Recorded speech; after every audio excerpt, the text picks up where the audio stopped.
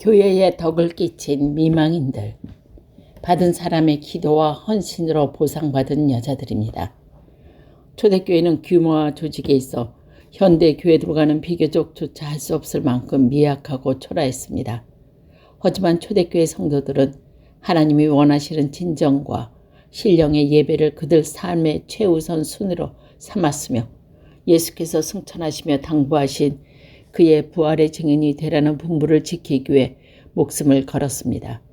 뿐만 아니라 그들은 구원받은 하나님의 자녀로서 손색 없이 살아가기 위해 끊임없이 사도의 가르침을 받으며 세상 사람들에게 유혹을 끼치기 위해 최선을 다했습니다. 다시 말해 초대교회는 교회의 본분인 예배, 전도, 교육, 사회 참여를 어느 시대 교회보다 충실하게 그리고 성공적으로 수행함으로써 교회의 참모습을 보여준 것이었습니다. 오늘날 많은 교회들이 초대교회로 돌아가자는 목표를 세우고 기도하는 이유가 바로 여기 있는 것입니다. 초대교회가 주민으로부터 받은 은혜와 사랑을 세상에 전할 때 그 혜택을 제일 먼저 받은 사람이 과부들이었습니다. 그 당시 남편 있고 홀로 살던 여인들은 극심한 생활고를 겪으면서 이웃과 사회의 멸시와 냉대 속에 살아야 했습니다. 그런 그들에게 교회에서 사랑의 손길을 뻗침으로 낮고 천한 자들을 돌보시는 하나님의 자비를 맛보게 하신 것입니다. 세상으로부터 버림받고 고독과 궁핍 속에 소망 없이 살아가던 여인들은 은혜의 단비를 맞으며 하나님을 찬양하게 된 것입니다. 그러나 시간이 흐르면서 교회가 베푸는 사랑의 손길을 감사와 감격으로 대하던 여인들의 태도가 당연히 받은 것은 받는 자의 자수로 변했으며 나아가선 더 많은 것을 받아야겠다는 고 자세가 되었습니다. 이런 변화의 확대가 히브리파 과부들과 헬라파 과부들의 불만을 나타냈다고 볼 수 있습니다.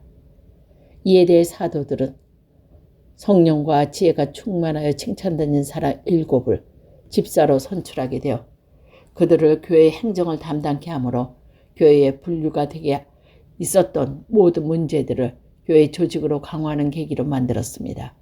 그 얼마 동안 교회에서 과부들에게 지급되는 구제비로 인해 무리를 일어나지 않을 것 같습니다. 그러나 교회가 책임져야 할 구제 대상자의 수가 증가하면서 구제비 수령자의 가격 기준 책정을 불가피하게 되었습니다. 제한된 예산 범위 내에서 늘어나는 민망인들의 전원 보조하기도 힘들었고 교회 아닌 친척과 친지들에게 경제적 도움을 받을 처지에 있는 여인들 중에서도 교회의 구조비에 의존하려는 사람이 생기기 시작했기 때문입니다.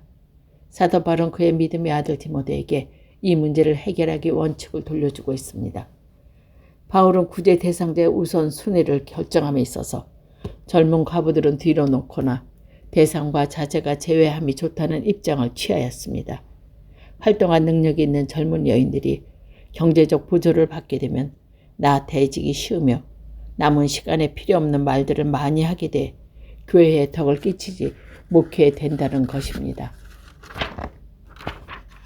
그 이유에서 뿐만이 아니라 젊은 그들은 언제나 재혼할 가능성이 있으므로 구제의 우선순위를 그들에게 부여하면 옳지 못하다는 것입니다. 나이가 들었더라도 그들을 도와줄 자녀들이나 친척들이 있는 여인들이 구제의 우선순위에 있는 거 있어 뒤로 미루어야 한다는 게 바울의 가르침입니다. 홀로 된 어머니를 모시는 것은 인간의 기본 의무이기에 교회에서는 나이 많은 과부들을 무조건 도와주는 대신 그 자녀라 하여금 봉양하여 훈계함이 옳다는 것입니다. 교회에서 제일 먼저 보살피고 보호할 대상은 진정 의지할 데 없고 아무도 도와줄 사람이 없는 미망인들로서 그런 여인들이 말년의 주의 은혜 가운데 평화와 기쁨을 누리며 지낼 수 있도록 해주는 것이 교회가 해야 할 참된 구제 사업이라 바울 사도가 가르치고 있는 것입니다. 교회가 아니었으면 노년을 외롭고 슬프게 지낼 수밖에 없었던 여인들은 성도들이 베푸는 사랑에 감사하며 교회의 젊은 일꾼들이 혈기 부리지 않고 인내와 진실로 하나님의 일을 할 수 있도록 기도한 것은 바울이 아울러 탐구하고 있습니다. 초대교회는 사회가 무관심 속에 외면의 때 의지할 곳 없는 과부들을 찾아가서 위로하고 돌봐 주었습니다. 초대교회 성도들에게 의미 있는 일이 함에 있어 하나님의 뜻에 합당한 원칙을 정하여 구제의 대상자를 선정하고 구제비를 지출함으로 교회 내에 혼란과 불만이 일어날 요소를 제거했습니다. 교회를 통해 우리의 삶 속에 직접적으로 관여하는 주님의 사랑을 체험한 여인들은 현재의 고난을 넘어 하나님의 축복을 바라보며 선한 일에 힘쓰며 자녀들에게 믿음의 유산을 남겨주고 주의 몸된 교회를 위해 헌신하며 아름답게 살아갔습니다. 의로운 여인들의 끊임없는 기도와 희생적인 봉사로 미약한 초대교회가 환난과 핍박을 이겨내며 힘차게 부흥성장하며 진리의 빛을 발했다면 우리도 주어진 모든 것을 주를 위해 그분이 살아감에 마땅하리라 하는 것입니다. 초대교회 여인들. 초대교회 여인들은 눈물과 기도와 헌신으로 교회를 꽃피운 여인들입니다. 초대교회 형성과 성장에 여인들이 끼친 영향은 크기만 합니다. 남자들과 비교할 수 없이 불리하고 어리석은 헌신적 여건 속에서도 기도와 헌신으로 교회 설립의 초석이 되었으며 미약한 초대교회가 복음의 깃발을 들고 예루살렘에서 로마까지 달리는데 앞장섰던 사람들 속엔 언제나 여인들이 끼어 있었기 때문입니다. 구약시대의 대부분의 여인들이 살인이나 강도나 폭력의 피해자가 되면서도 사회의 천대와 학대를 받으며 살았던 것과는 너무도 대조되는 현상입니다. 인간의 가치조차 인정받지 못했던 여인들이 인류 구원 사역의 주역으로 등장할 수 있는 통로를 마련해 준 분이 따로 예수십니다. 예수님은 여자는 남자에 비해 열등하며 무가치한 존재라는 통상 관념을 인정하지 않으셨습니다. 주님은 여자들이 랍비들에게 성경을 배울 수 없다는 유대주의의 전통을 깨고 여인들을 직접 가르치심으로 여자들은 지적으로 영적으로 남자들과 동일할 수 없다는 고정관념의 정문으로 도전할 뿐 아니라 가난한 과부에 착취하는 서기관들을 책망하시고 나인성 과부의 죽은 아들을 살림으로 외롭과 가련한 여인들의 슬픔과 고통을 함께 나누시는 분이심을 밝히셨습니다. 세상으로부터 버림받고 잊혀진 그들을 찾아가 인간의 가치가 되찾아준 예수님의 긍휼과 사랑은 여인들은 잊지 않았습니다.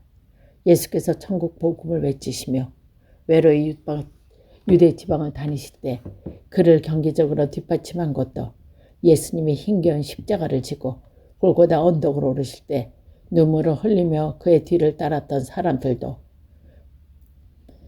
십자가 밑에 죽음의 끝까지 지켜본 증인들이 여인들이었습니다. 따라서 부활하신 예수께서 제자들을 놓고 여인들에게 먼저 그 모습을 보이신 것은 결코 우연이 아니었습니다. 주님의 사랑과 은혜에 감격한 여인들의 목숨을 아끼지 않고 그를 섬겼으며 예수님은 그런 여인들을 신뢰하여 그들에게 부활의 증인이 되는 영광을 허락하신 것인 그 말입니다. 여인들은 예수께서 그들에게 건 신뢰를 배반하지 않았습니다. 주님의 명령에 순종하여 예루살렘을 떠나지 않고 마가의 다락방에서 간절히 간구함으로 성령의 충만함을 받아 초대교회가 탄생하는 데 중추적인 역할을 했기 때문입니다. 초대교회 여성 성도들의 비율이 얼마나 되는지 알 길이 없습니다. 하지만 여자 교회들의 역할이 얼마나 컸는가는 쉽게 짐작할 수 있습니다. 우선 초대교회가 오늘날의 교회같이 건물을 소유하지 못하고 개인 집에서 모여든 것을 기억한다면 그런 교회에서 여인들의 몫이 얼마나 크고 중요했는가를 자명하기 때문입니다. 다시 말해 초대교회는 여인들의 눈물의 기도와 헌신과 봉사 위에 세워지고 자라났다고 해도 지나칠 것이 없다고 생각합니다. 예루살렘 초대교회를 이끌어 나간 지도자는 사도들이었습니다. 예수님과 더불어 동고동락했고 주님의 부활을 목격한 사도들이 지도력을 발휘하여 고인들을 가리키고 훈련시켜 그들 중에서 능력과 은사에 따라 예배, 봉사, 구제 등의 적합한 직분자를 뽑아 교회 일꾼으로 세운 것이 초대교회의 지도 체제였습니다. 이런 초대교회에서 여인들이 장로나 감독이란 명칭을 가지고 교회를 이끌어 나갔다는 증거는 없습니다. 그러나 상당수의 여성들이 지도자의 위치에 서서 교회를 섬긴 것은 확실합니다. 다비다는 요빠 교회의 중진 집사였고 빌레몬의 아내 아비아는 골로새 교회의 핵심적인 지도자 중에 하나였고 루디아는 유럽 최초의 개종자로서 빌립보 교회 창립 멤버뿐만이 아니라 그 교회를 이끌어간 지도자였습니다. 유오디아와 순두개는 그 교회에서 영향력 있는 재직으로 활약했던 여인들입니다. 사도 바울이 로마 교회에 보내는 서신을 전달하는 페베는 말할 것도 없고 바울이 그의 동력을 부르고 칭찬하는 브루스길라, 마리아, 유니아, 두루베아, 두루보사, 버세, 루포의 어머니, 율리아, 베레오의 누나들이 모두가 자신을 희생해가며 교회를 섬기며 큰 가마력과 영적 능력을 발휘하여 성도들을 이끈 교회의 중진 지도자였습니다.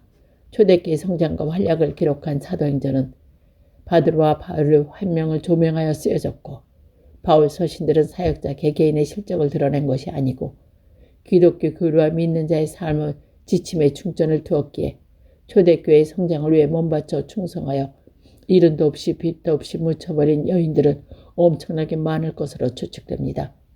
다시 말해 이름조차 알 수 없는 무수한 여인들이 끊임없이 기도하고 흘린 피와 땀으로 다져진 기초 위에 오늘날의 교회가 서 있는 것입니다. 예수님께서 받은 사랑과 은혜가 너무도 감사하여 몸과 마음을 송두리째 바쳐 그분과 그의 교회를 섬기게 아름다운 여인들의 눈물과 희생에 거름되어 형성되고 자라난 교회가 하나님의 진리에 등대되어 어두운 세상 밝히도록 기름되는 우리가 되어야겠습니다.